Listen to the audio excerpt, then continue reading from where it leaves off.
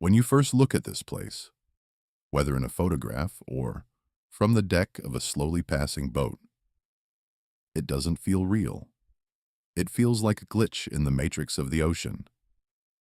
Just concrete, silence, and the sound of wind moving through empty windows. It's a skyline without lights, a city block without the hum of conversation. No voices, no footsteps, no life. But this island, this jagged, forgotten fortress known as Hashima, was never meant to be quiet. It was never designed for this heavy, pressing solitude. There was a time, not even a lifetime ago, when every single inch of this rock was alive. It wasn't just inhabited, it was bursting. Thousands of people lived here, stacked on top of each other in one of the most densely populated places on Earth. The population density was so extreme that if you looked at old aerial photos, you wouldn't see streets or plazas. You'd see a solid block of humanity wedged between the seawall and the sky. Children ran through these narrow, claustrophobic corridors, their laughter echoing off the concrete walls that rose like canyon cliffs on either side. Families shared tiny apartments known as shacks, where privacy was a foreign concept, and the sound of your neighbor's radio was the soundtrack to your own dinner. Lights filled every window at night, transforming the dark silhouette of the island into a floating city of yellow squares. It was loud, crowded, and full of a frantic, sweaty movement. From a distance, it looked exactly like a battleship rising out of the sea. That's what they called it, Gunkanjima, Battleship Island. It looked strong, unstoppable, permanent. People came here for work. They came for stability. They came chasing the ghost of a future that the mainland Japan couldn't offer them. The island gave them structure, routine, and a very specific kind of purpose. Every day followed the same relentless rhythm. The whistle would blow. The elevators would grind. Men would go down deep into the shafts beneath the ocean floor, a mile under the sea in oppressive heat and coal dust, so thick you could taste it on your tongue for days. Then, hours later, they'd come back up, black-faced and exhausted, to wash, eat, sleep, and repeat. Life was predictable. It was efficient. It was almost automatic, and for a long time, that felt like progress. It felt like building something meaningful. It was the embodiment of a society that had found the perfect gear ratio for industry. The mine was the heart, and the island was the body. But slowly, quietly, something began to change. Not all at once. Not in a dramatic explosion that would have made headlines or given people a clear signal to flee. It happened in small shifts that were painfully easy to ignore. The world outside the sea walls was evolving. The post-war recovery was over, and the global appetite for energy was changing its shape. Petroleum was flowing easier and cheaper. Coal was no longer the undisputed center of everything. It was becoming the past. And the thing this entire concrete battleship depended on, the black rock buried under the ocean floor, quietly started losing its value. But life here didn't stop. Not immediately.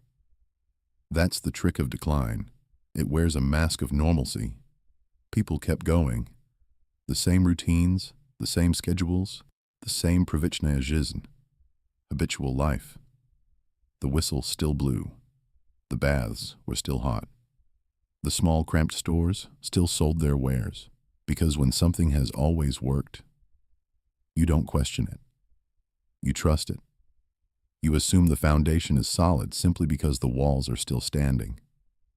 You assume that because you've woken up and done this thing 1,000 times before, you will do it 1,000 times more.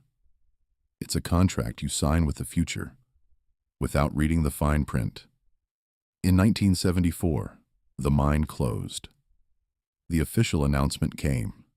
And just like that, the reason for this entire place disappeared. The heart stopped beating.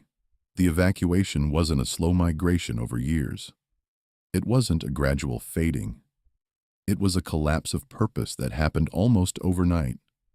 People packed what they could carry and left.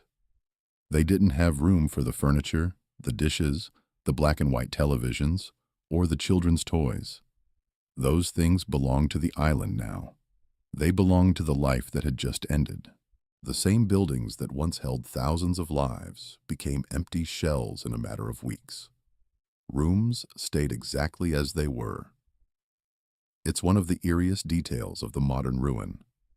A clock stopped on a wall, a dusty bottle of soda on a counter, a pair of shoes placed neatly by the door as if the owner just stepped out for a moment. Traces of lives frozen in time, and then silence. Not the peaceful kind of silence you find in a forest or a library. The heavy kind, the suffocating kind, the kind that makes you feel something is missing, even if you can't quite name what it is. It's the auditory equivalent of a ghost limb. Decades passed. The ferry stopped running. The island was declared off limits. Nature, patient and inevitable, started to take everything back. Without human hands to patch the concrete, the ocean air did its work. Salt ate away at the steel rebar inside the walls. Typhoon winds pried open the window frames. Walls cracked. Entire sections of the seawall crumbled back into the water from whence they came. The ocean air slowly erased what once felt permanent. And now, all that remains is this. A place that used to be full of purpose, standing completely still. A monument not to human strength, but to human fragility. It looks like a battleship, but it's a ghost ship. And the strange, unsettling part is this. This isn't just about an island, because most people don't notice when their own life starts to look the same. Not on the outside. We keep our hair cut, we pay our rent, we smile at the right moments. But on the inside, the lights are going out, one window at a time. The same routines, the same thoughts looping in the same worn grooves of the mind. The same commute, the same screen time, the same days repeating one after another. It feels safe. It feels familiar. It feels efficient, just like Hashima once did. This island didn't disappear in a single catastrophic moment. It faded because the world moved on, and it didn't. The value proposition changed, and the island had no way to pivot. And that's the part no one talks about. You don't lose your life all at once. You lose it gradually. One yes you should have said no to. One dream you shelved for later. One conversation you avoided because it was easier to just stay quiet. You lose it in routines you stop questioning. In days you stop remembering. In moments you stop fully living. You become a well-maintained ruin. And if you're not careful, one day you might look around and feel the same silence that haunts the halls of Gunkanjima. Not the silence outside, but the silence inside. The hollow echo where your curiosity and wonder used to reside. The island stands as a warning from the sea. Not about coal or concrete, but about the danger of mistaking motion for progress. The greatest shipwrecks aren't always on the ocean floor. Sometimes they are still standing, perfectly intact, but completely empty inside. And the question the wind whispers through those broken windows isn't, "What happened here?" It's, "Is this place any different from where you are?"